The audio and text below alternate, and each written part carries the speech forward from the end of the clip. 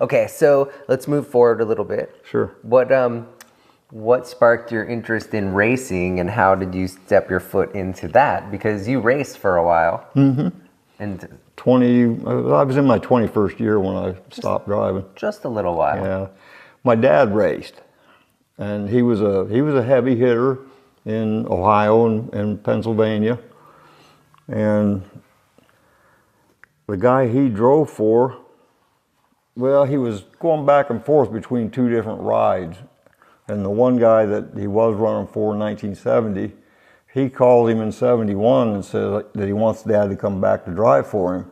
So he lured Dad back to him by saying, I'll give you this car, this old car, and with a motor and four wheels and tires, and if Rick wants to race, there's your shot. So my dad, it was kind of matter-of-factly, he came up to me and said what Mac offered him, and said, if you ever thought you wanted to do this, this might be our only shot, because we didn't have any money. Mm-hmm. And I just kind of said, you know, I always figured I'd want to try it, so yeah. I mean, I never raced a go-kart, quarter midget.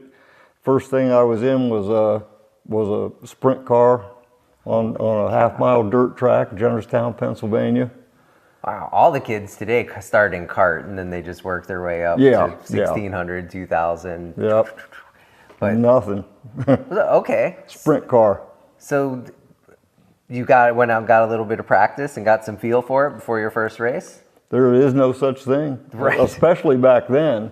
You know, nobody rented a track or anything like that. I mean, it was learning under fire. Wow. I mean, went to a racetrack and time trial, run the heat race and run the feature. And all right, so we got the car, put it together, we get out to the track, very first day. Yeah. You're out there. What are you feeling on your way to the track?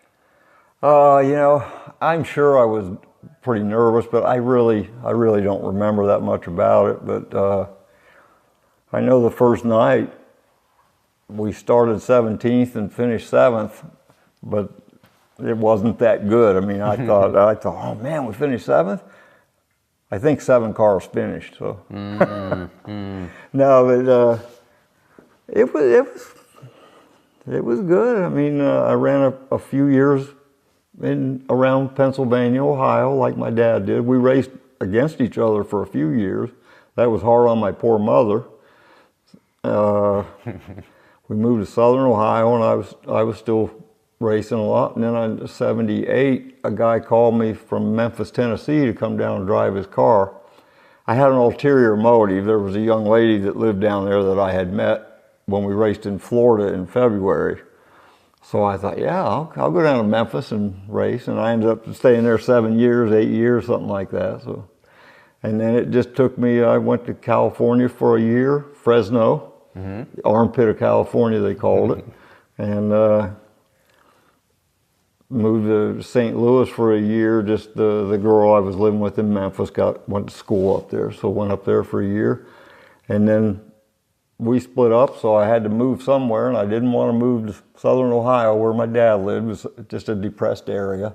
So I thought, I was racing All-Star Series mainly, and they run Ohio, Indiana, Illinois. So I was driving for a team from Chicago, and I thought, well, I'll move to Indianapolis. That's a good central location for all the racing, and moved here in 1987.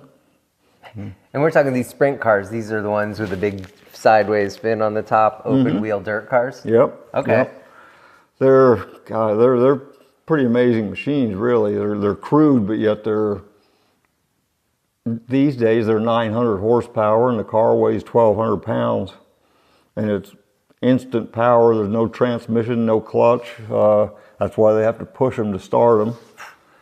And they're fuel injected and run on methanol fuel, and they go. So you see all the kids today are the younger people, and they're all into drifting their cars, you know, so it's like on the concrete. You're basically doing that around the track for a good bit of it, right? Yeah. Not as much with the wing cars. You kept them a little straighter. You tried to drive them like you're on pavement. But yeah, the non-wing stuff, you back them in pretty good. Now, when you're doing this racing, are you it's not a year-round gig. So what are you doing for work in the meantime? You know, when I lived in Memphis, there was a sponsor that just stayed with me on a few cars for racing head service. And they taught me how to port and polish racing heads. So I'd go in there and, you know, port and polish some heads, but it was nothing that I really was committed to. If I had to go race somewhere, I mean, I didn't even have to call in. I'd show up when I needed to make a couple $100 and I'd port some heads. But in one winter, I got to go to Australia and race as part of a 3-man USA sprint car team. So I got to spend 2 months in Australia making money during the time when I was usually sitting at home on my butt spending money. So one of the things that I've really found interesting is I always had this misconception that the owners would reach out and then they'd want to pay a whole bunch of people money. And maybe this is the same now, or maybe it's not. But now, really, you have to go in with a whole bunch to the team to even be picked up by a team.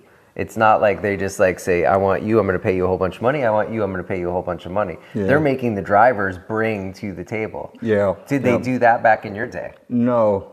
Right towards the end, it was getting a little bit towards that where, you know, I always had a few product sponsors I could bring to the table, but I never paid a nickel to drive anybody's car. My dad never gave me a lot of advice, but when I first started, I remember he told me, never spend a nickel of your own money on one of these things. And I tried to follow that advice.